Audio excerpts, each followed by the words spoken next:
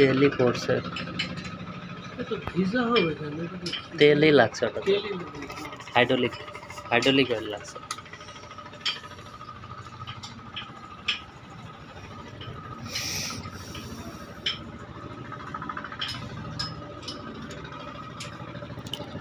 মজনু সাহেব খোলে, কষ্ট হচ্ছে? হ্যাঁ, প্যাস অনেক।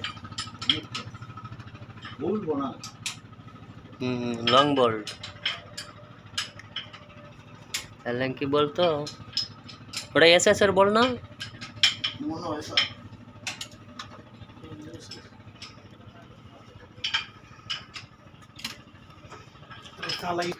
একটু তেল হাইড্রোলিক পড়বেই, আর পড়বে তো, তেল গরম তো স্যার। ও তো গরম তো হবেই, কারণ রিসার্কুলেশন হচ্ছে তো, চলতেছে তো। এই ভালভ বন্ধ করছো না? হ্যাঁ বটে। বাল বন্ধ আছে, হ্যাঁ বন্ধ করে দিস।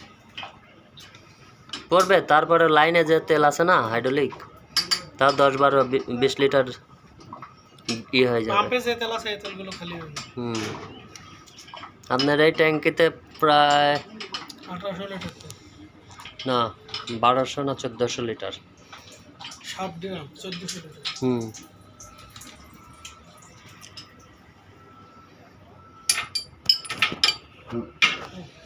তো ইয়ে ওই বাসু ভাই, এর মাছ বরাবর ওই ইয়েতে একটা যোগান লাগাই দেন, যাতে এটা